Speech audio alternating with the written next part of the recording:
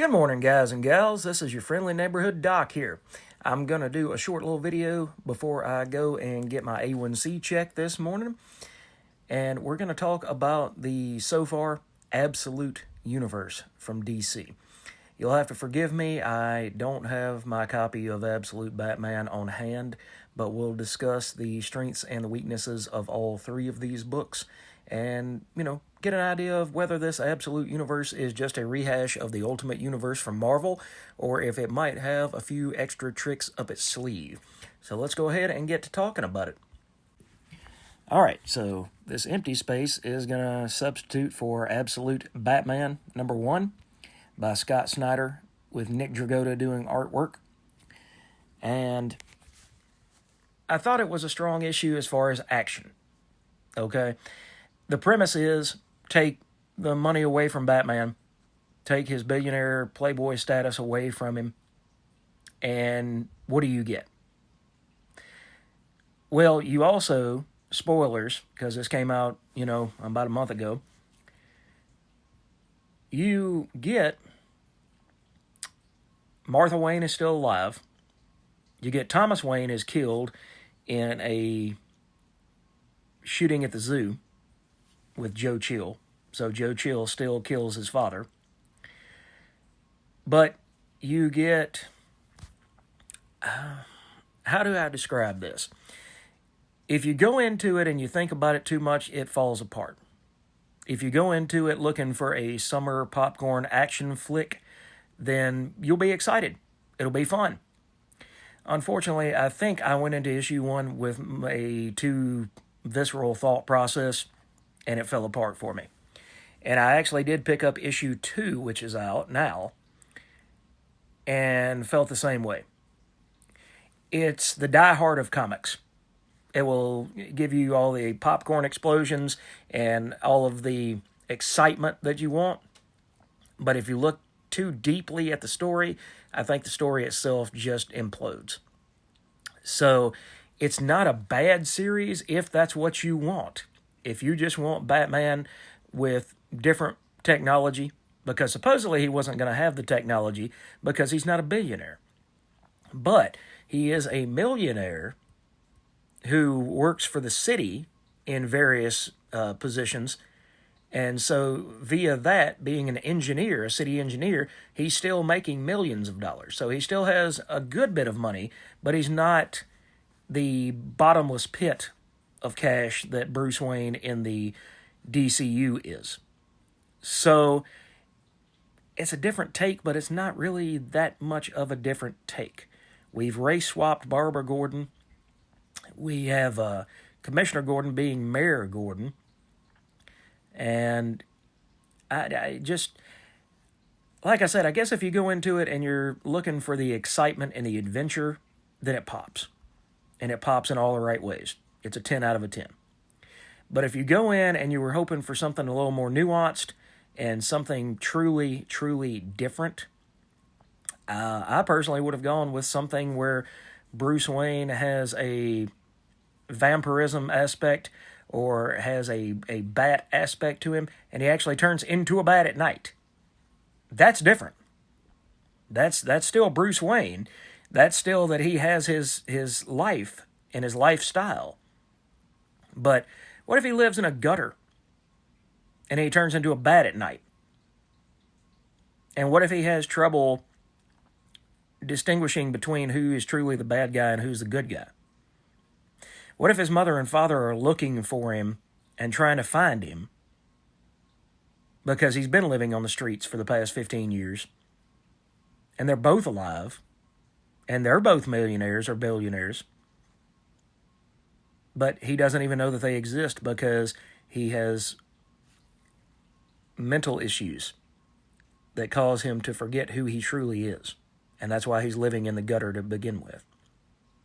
To me, that seems like a more nuanced story. Instead, you have the Michael Bay Batman, where there's guns, explosions. Like I said, he still has his toys.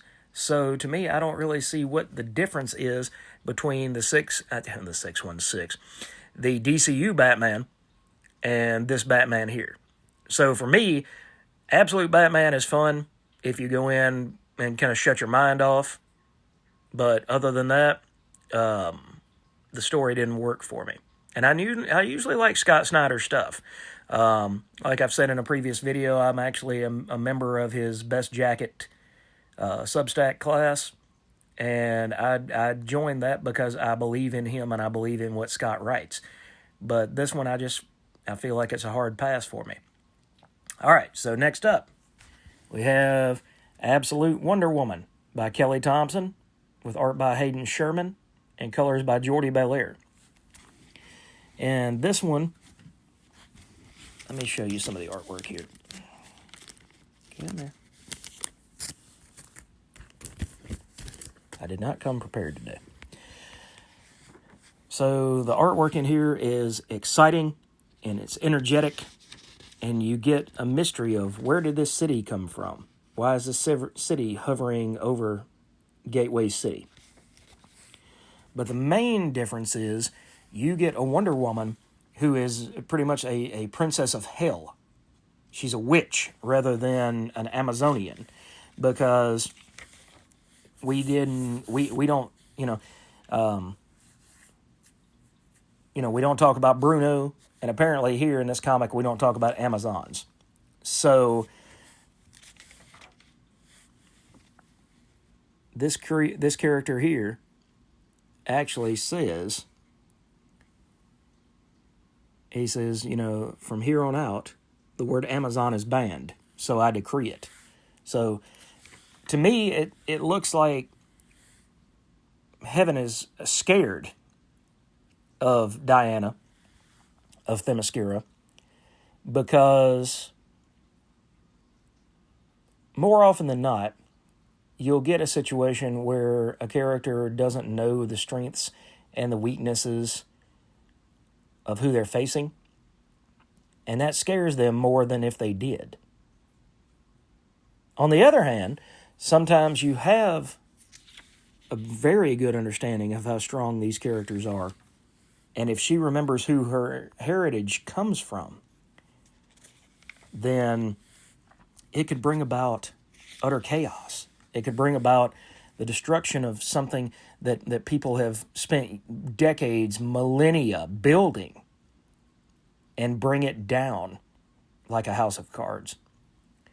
So this, to me, is a much more interesting narrative, because you have her with this gigantic sword looking like she's, a lost miscreant out of Game of Thrones, mixed in with a little bit of Conan the Barbarian.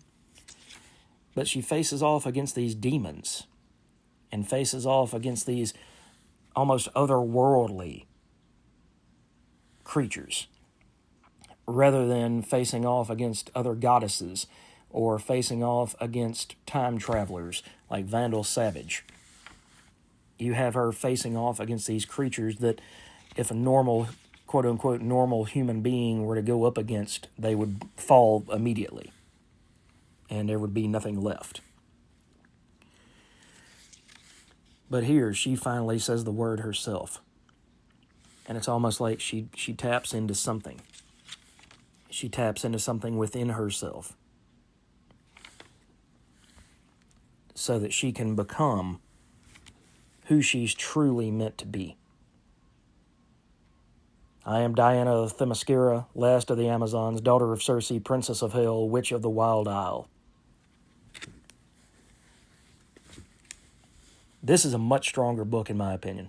I'm not the greatest Kelly Thompson fan. I do like Black Cloak, but that's really the only Kelly Thompson that I know that I've read. I'm not a fan of It's Jeff. There's a place and a time for that, but it doesn't appeal to me. But this story right here, to me, is the strongest of the three launches, because you have the same character, but she really is somewhat different in this universe. She has powers from hell. She's a witch. So it almost goes against everything that Wonder Woman in the DCU was. She was a princess, so she's still a princess, but she's a witch instead of being a goddess. And it's almost like, I'm wondering if as this goes on, I'm wondering if it's going to turn into, are you a goddess or are you a witch? Which direction are you going to go with the power set that you've been given? Because those two things, in most understandings, are not mutual. Because a goddess has wisdom, just like Captain Marvel or Shazam, the wisdom of Solomon.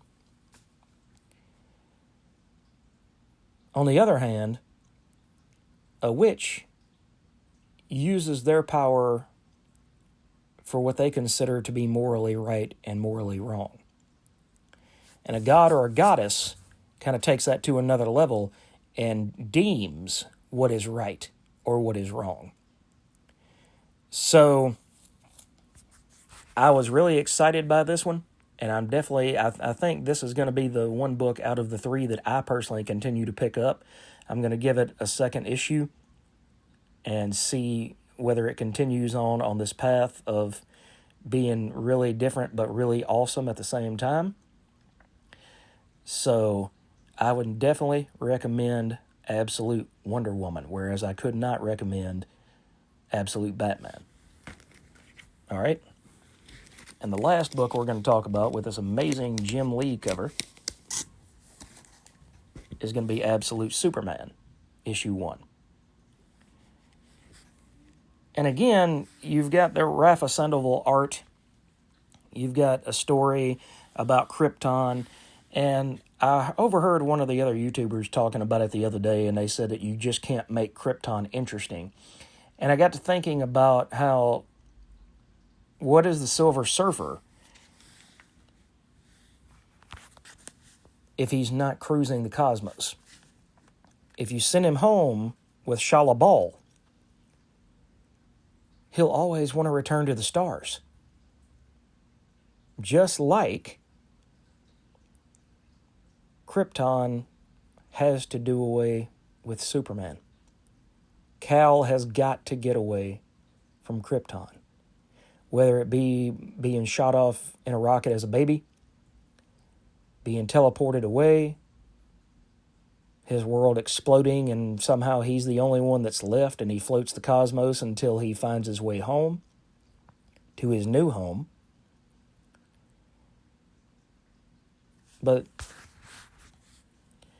this too fell kind of flat for me because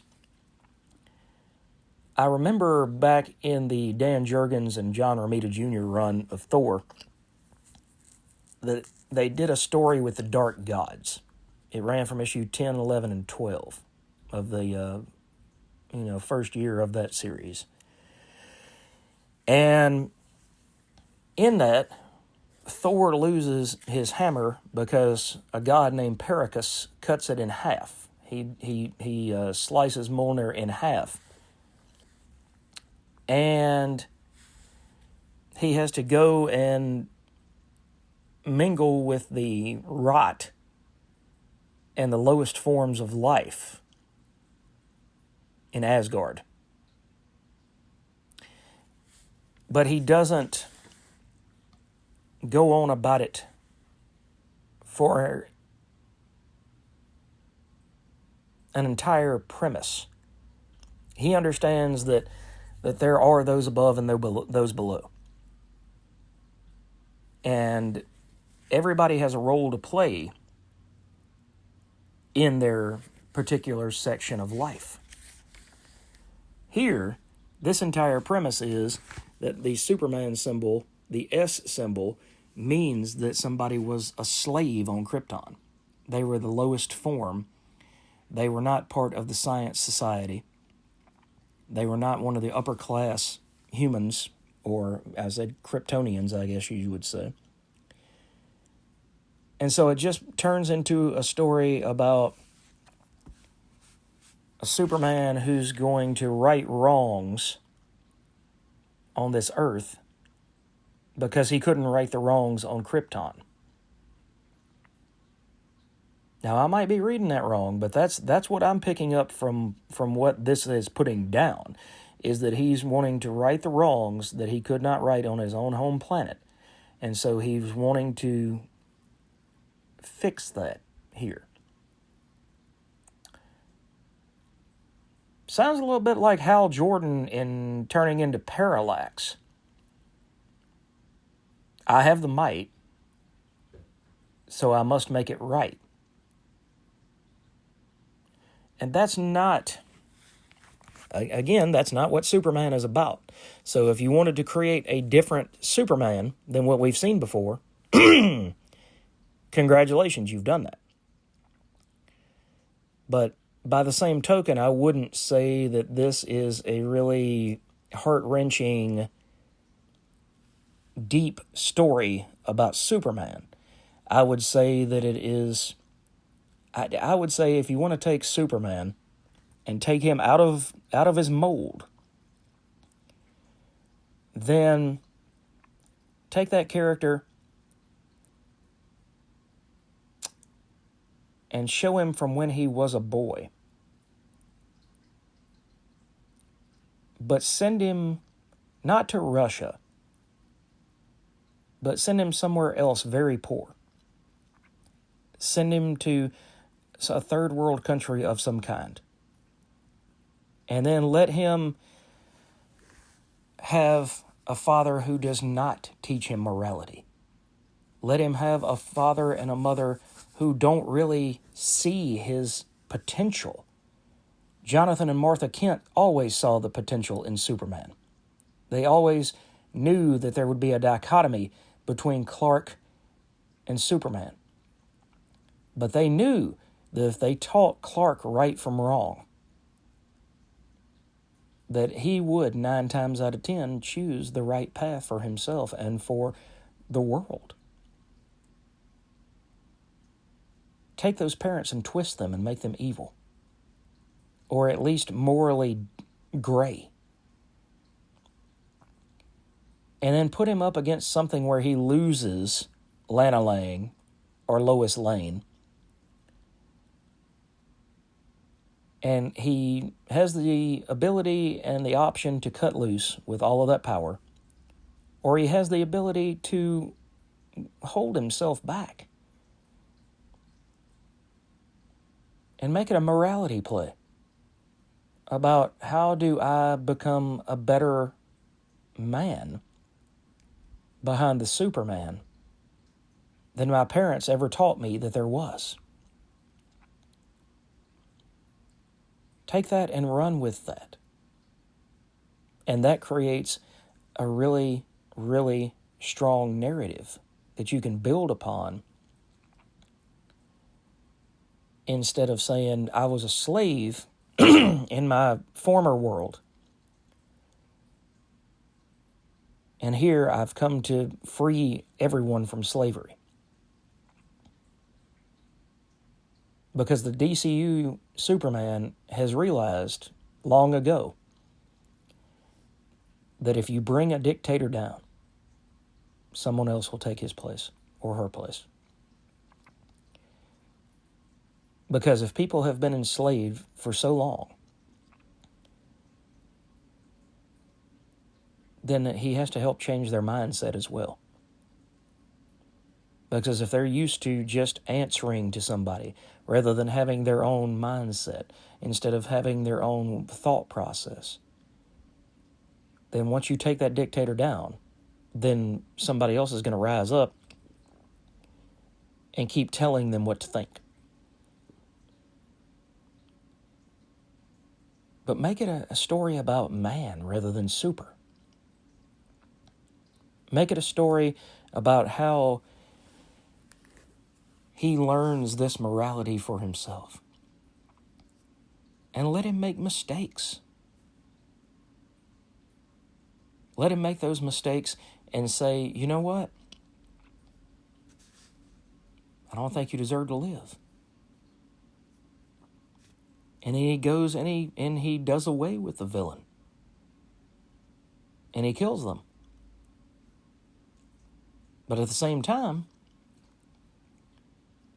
he can become racked with guilt and say, is what I did truly right? Was it the right move? Because I don't feel that it was. Take that story and build upon it, and I think you would have a much more intriguing and a much more interesting absolute Superman than what we got here. So overall, what are my thoughts on the new Absolute Universe? I don't think it's as strong as DC is coming off with.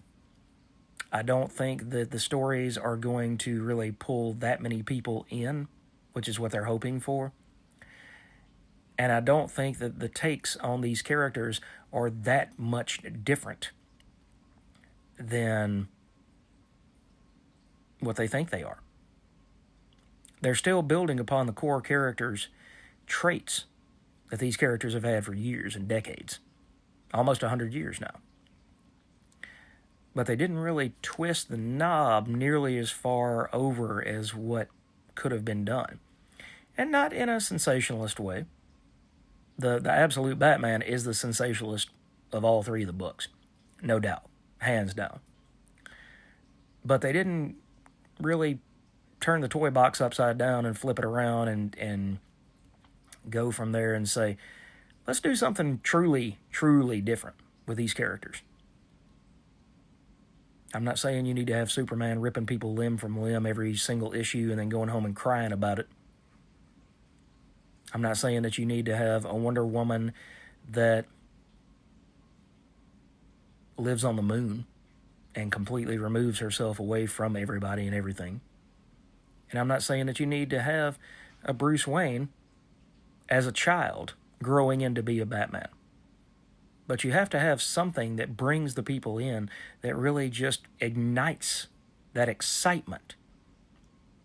That's what I used to love about the old Amazing Spider-Man back in the day, is that it was a storytelling, and it was the life of Peter as much as it was the life of Spider-Man, the adventures of Spider-Man.